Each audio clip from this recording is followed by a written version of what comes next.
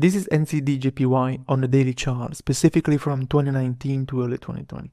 Now, if I asked you to come up with a fundamental reason, with a macro reason for why NZDJPY trended down in the first half of this chart and then up in the second half, you will most likely come and look for a monetary policy divergence, you will look for rates in New Zealand, you will look for rates in Japan, and there wouldn't be anything wrong with that, but just you wouldn't find much. Sure, the first half rates in New Zealand were lower, were still flat in Japan. That you could say that was enough for NZDJPY to trend lower, but in this case, monetary policy is not the only variable, because there's another big important market driver to properly understand fundamentals. Now that's risk sentiment and growth expectations. Now you surely have heard of the term safe havens. I'm sure you did. Safe havens are those assets that investors and traders fly to in times of market uncertainty and high risks. Obviously gold is the most known, but there's also bonds and currencies like the Swiss franc, the Japanese yen, and the dollar. Now with that in mind, if in 2019 you were following the geopolitical situation, you absolutely would have known that there was a tense situation between the US and China. Tariffs were being imposed left and right. To be precise, there was a tense situation between Trump and China, and that was a big driver of global risk sentiment. Now, you may be asking, what even is this risk sentiment exactly? So, let me put it this way. In trading, there are two types of sentiments, basically two labels for the sentiment. There's risk on and the risk off.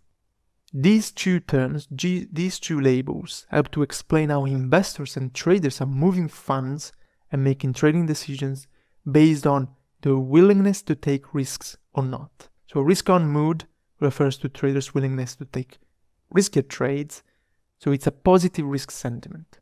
A risk-off mood, on the contrary, is traders' reluctance to make risky trades and to play it safe. Basically, they are biased towards safe havens. Now, China is obviously one of the biggest exporters in the world, and the US imposing tariffs on China, precisely on China's exports, and with China retaliating, all that meant higher risks of a global substantial slowdown, potentially leading to a global recession. Now that's clearly a risk-off type of scenario.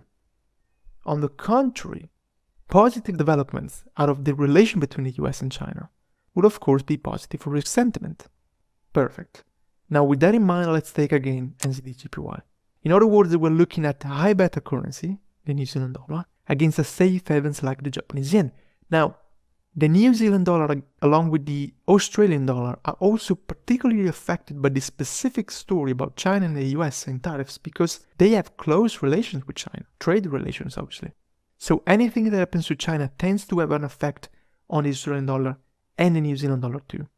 Now, on May 5, 2019, Trump threatens to hike tariffs against China. Trump basically threatens to impose tariffs on China's exports. What do you call that? It's risk off. So that leads to traders and investors dumping a high beta exposed currency like the New Zealand dollar and running for a safe havens like the Japanese yen. Then on May 10th, the tariffs are officially imposed and the New Zealand dollar keeps trending low. As you should in that context, because the New Zealand dollar is being hit by the risk-off sentiment and the Japanese yen is instead attracting demand for that exact risk-off sentiment. Then on June 26, a tentative truce was reached. Basically, the US and China found some common grounds for a potential trade deal, and obviously that was a positive development for the whole situation, and positive headlines started to make the rounds. That's risk on, and obviously NZDJPY bounces on that. But then, as you can imagine from the chart, on August 1st, Trump slams more tariffs against China. Clear catalyst for risk off. Now hold on a second, because this is also a very important thing to mention. Now notice how the sentiment started quite a few days before the official announcement on August 1st. Basically, August 1st was the official announcement of the tariffs, but days before that, it was being anticipated already. Now, obviously, unofficial statements were leaking, the kind of speculation that's not official until it's official, but that can still shape sentiment. That's what's called front running. When traders position in advance of an event to anticipate the move. That creates this sort of lead-up move into the event. And that's true especially when news get leaked in advance, which, in politics, it tends to happen quite often. The Trump administration obviously knew that tariffs were going to be announced, so the rumor quickly spread to the right people, and obviously that spread to the markets as well.